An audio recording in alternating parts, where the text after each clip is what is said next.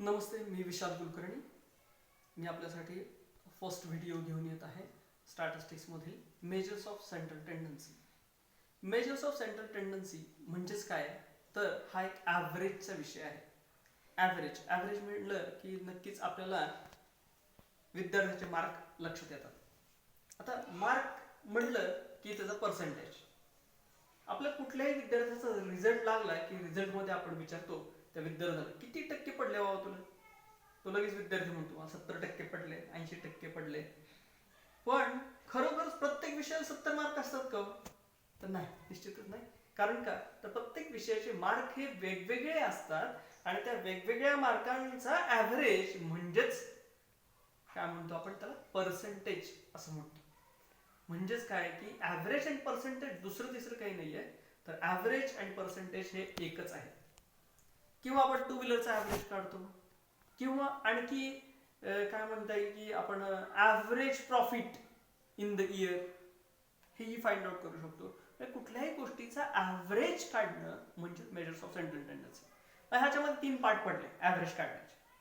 ते कोणते आहे, तर फर्स्ट आहे मीन, सेकंड आहे मीडियन अँड थर्ड आहे मोड. ह्याचे आपण आता फॉर्म्युले बघूया.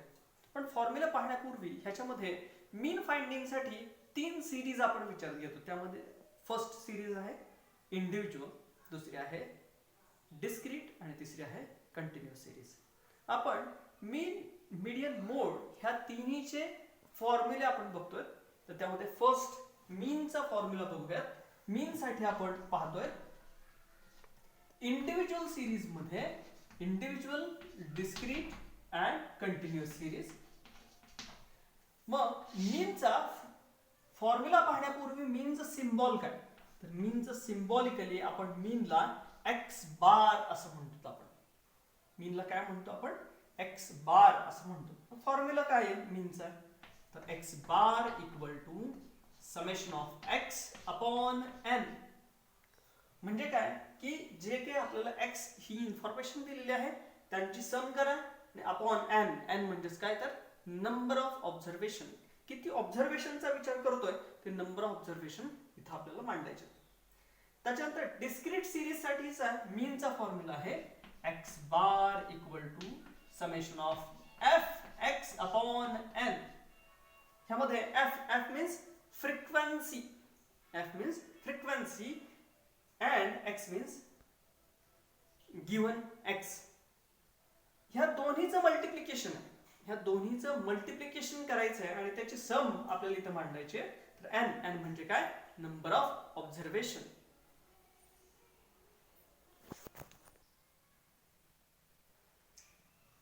त्यानंतर मीनचा कंटिन्युअस सिरीज साठीचा फॉर्म्युला आहे x bar equal to summation of f m upon n. आता यामध्ये f, f means frequency, m, m means m equal to mid value असं म्हणूया आपण, मिड व्हॅल्यू. ओके, मग मिड व्हॅल्यूचा फॉर्म्युला काय आहे, तर upper limit plus lower limit divided by 2. Upper limit plus lower limit divided by 2.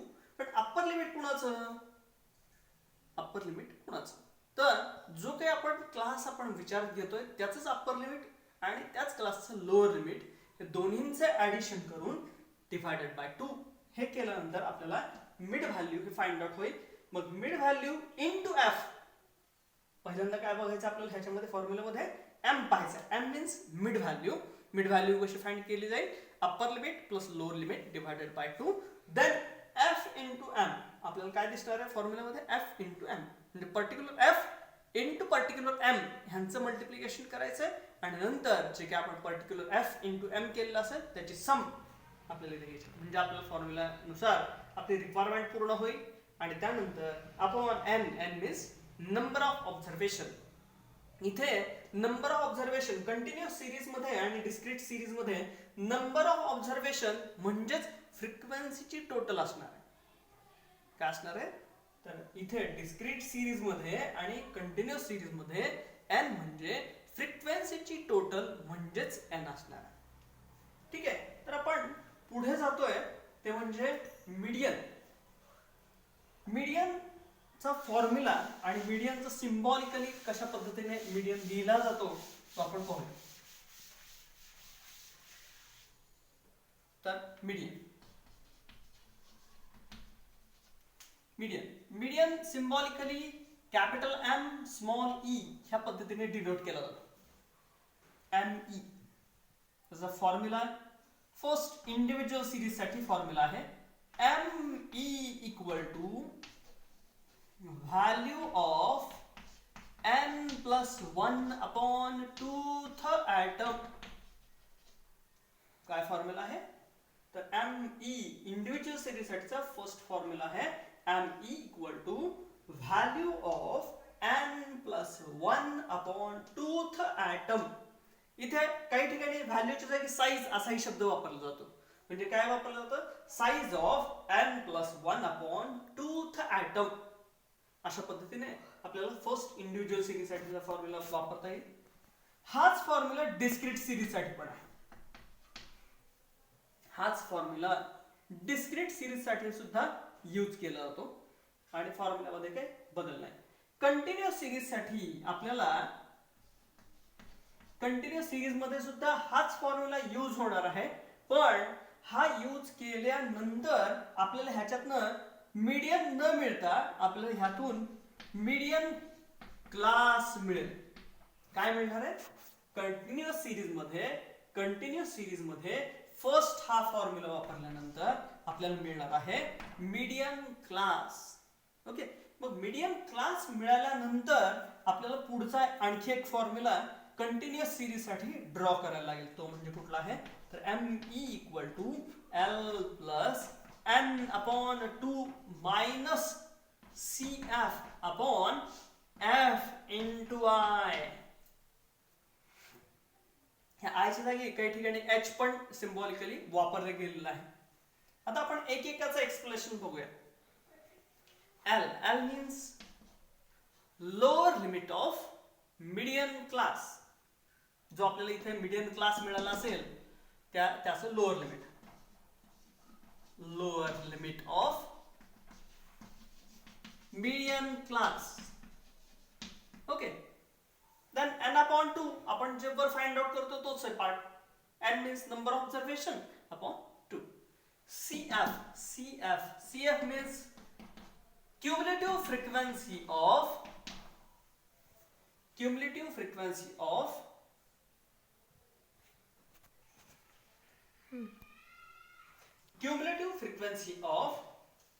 previous median class.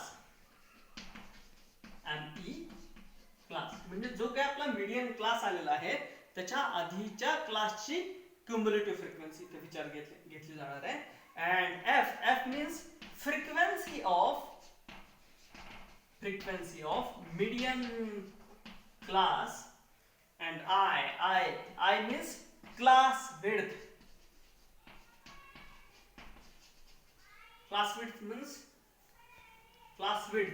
Class विड्थचा formula असा आहे I इक्वल टू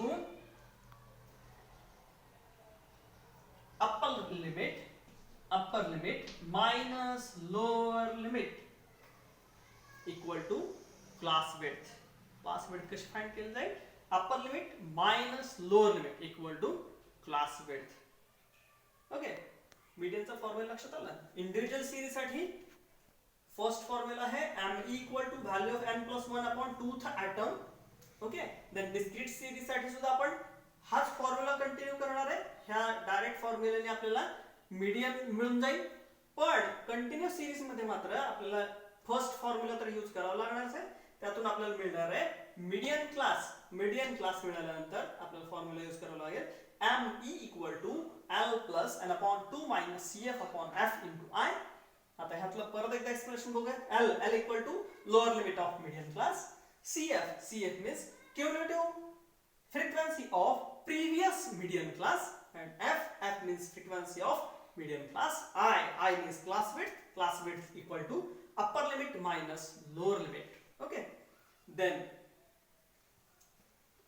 next आपला पार्ट आहे तो म्हणजे मोड फाइंडिंग.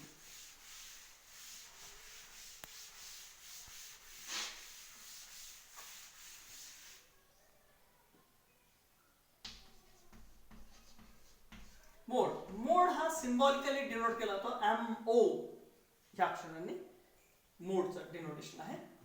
आता मोड इंडिव्हिज्युअल सिरीजचा फाइंड करण्यासाठी फॉर्म्युला असा अवेलेबल नाही, पण मोड कसा फाइंड केला जातो? जो नंबर हा दिलेल्या एक्झाम्पल मध्ये जो नंबर हा मॅक्झिमम टाइम रिपीट होतो त्यालाच काय म्हणतो आपण? मोड.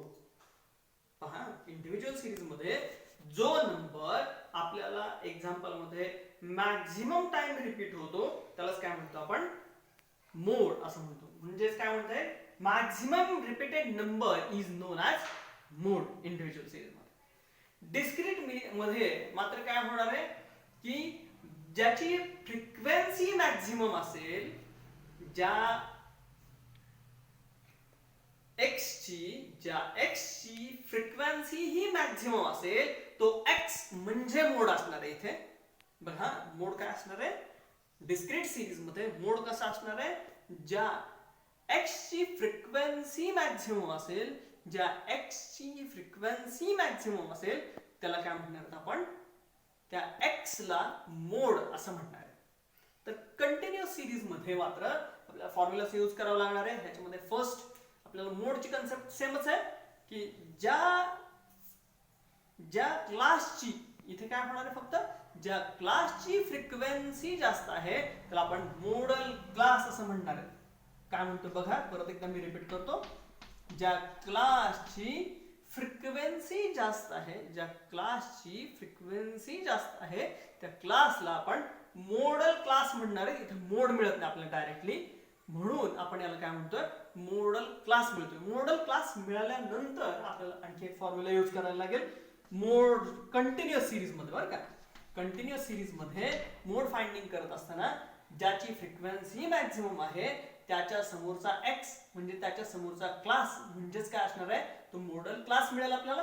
मोडल क्लास मिळाल्यानंतर MO चा कंटिन्युअस सिरीज साठीचा फॉर्म्युला येऊन जाईल L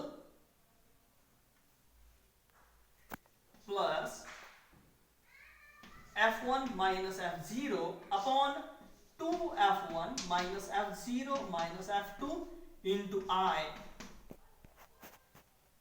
ओके, काय फॉर्म्युला आहे?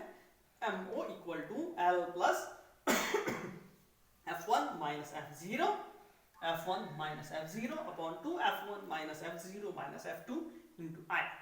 ओके, मग आता ह्याचं एक्सप्लेनेशन बघूयात काय. Where L means lower limit of modal class. इथे जो मोडल क्लास आलेला आहे आपल्याला त्याचं lower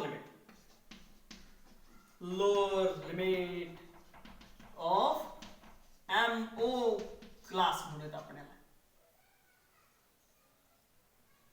F1, this is F1 frequency of modal class. F1 means frequency of modal class. Okay, then F0 frequency of previous modal class. Okay, then F2 frequency of next modal class.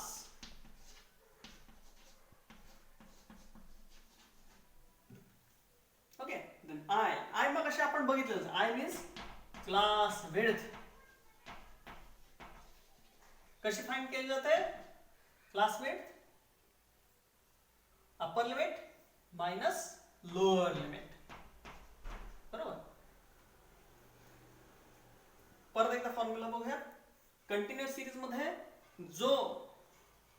ज्या क्लासची frequency maximum असेल त्या क्लासला आपण मोडल class म्हणणार. मोडल class मिळाल्यानंतर आपण फॉर्म्युला म्हणतो मोड फाइंड आउट करण्याकरता. तो आहे फॉर्म्युला म्हणजे MO equal to L plus F1 minus F0 upon 2 F1 minus F0 minus F2 into I. ह्यातला L means lower limit of modal class. जो मोडल क्लास फाइंड केलाय त्याचा lower limit. Then F1 means frequency of modal class. F0 frequency of previous modal class. F2 frequency of next modal class. And then I means class width. कशी find out होणार? Upper limit minus lower limit.